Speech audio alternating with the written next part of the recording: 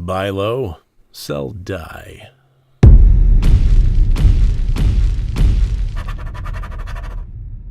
Hello and welcome to Rotted Review of the Day, and today I am taking a look at the 2018 movie from Hong Kong, Buyer Beware.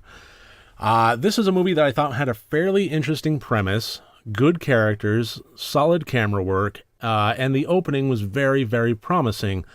Regardless, it still, in the end, couldn't wind up preventing itself from tripping over its own feet. And to get into more details than that, let's get into the categories. As always, 4 different categories, each one worth up to 25 points for a total possible score of 100 points. And the plot of this one, I gave a 14 out of 25. This followed the main character of Charlie, who is a realtor in Hong Kong that is basically just kind of getting by. His father is gravely sick, in a coma, not doing so hot, and working for the good, scrupulous company that he does is honorable but not financially beneficial. So he has an opportunity to move up in the world and quit his job and move to a company that it's implied there is less than scrupulous practices going on, sell at any cost to your soul kind of deal, and he jumps at that chance for financial gain, and financial gain he does get.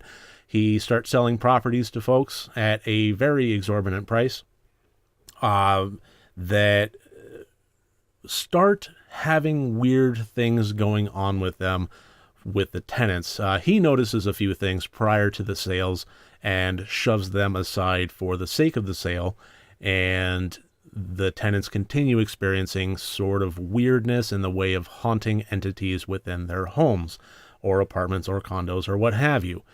And the movie just kind of takes off from there. The mysteries of what's actually going on with these properties, the pushback of the reality hitting him as the tenants undergo the consequences of having moved in, and the guilt that he feels as a result of that, and where he decides to take that from there.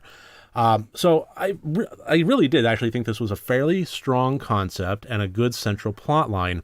But this managed to have a whole lot of different branches and subplots and mechanics to it that wound up never really getting utilized, and very confusingly so. I am going to have a very brief deep dive, not really so much a discussion, maybe it's a discussion if you decide to join in, leave comments and I'll respond to them, but I will be having a spoiler-filled deep dive just because there are a handful of little bullet points that I want to address that would go into spoiler territory. That were confusing to me in why they were addressed and then never addressed again. It was very anti-Chekhov's gun kind of thing going on there. But regardless, this the one thing that I really kind of came away with was this really didn't know where it wanted to go. This suffered from some pretty serious pacing issues about halfway through. Then it picked up steam again. This introduced concepts of the ghosts that it never really explored again. This introduced concepts of appeasing the ghosts that was addressed once and never again. This introduced concepts of fighting the curses that were going on and then never addressed again.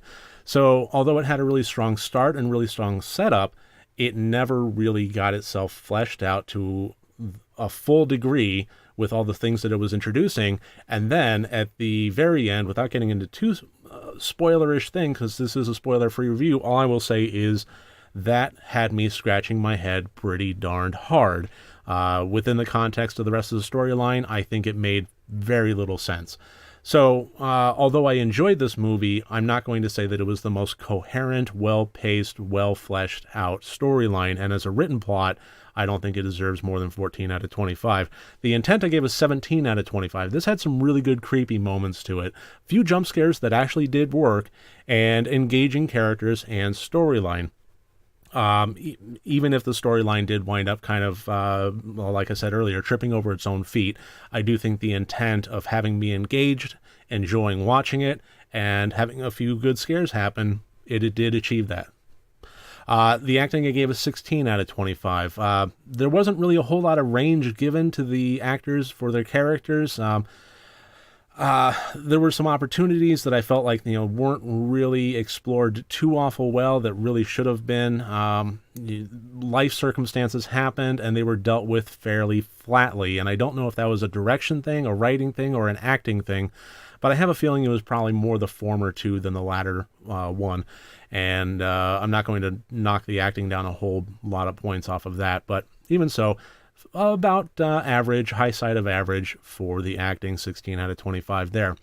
The technical, I give a 12 out of 25. The camera work, the editing, and overall production felt very professional and very good. However, this really suffered from very poor visual effects. They felt forced and rushed, especially the CG work.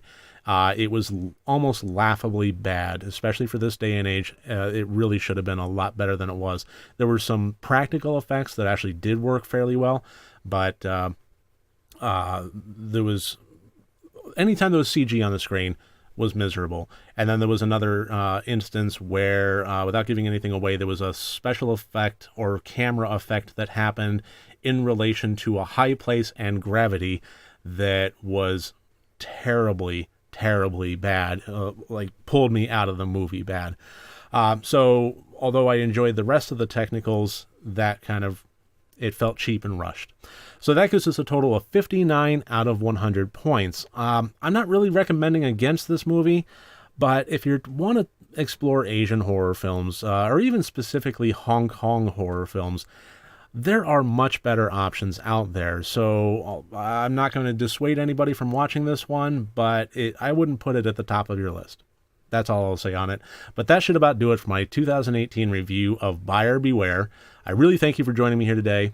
Look forward to seeing you tomorrow. If you like these videos, I welcome you to click like and or subscribe, or follow the Patreon link if you want to support me further.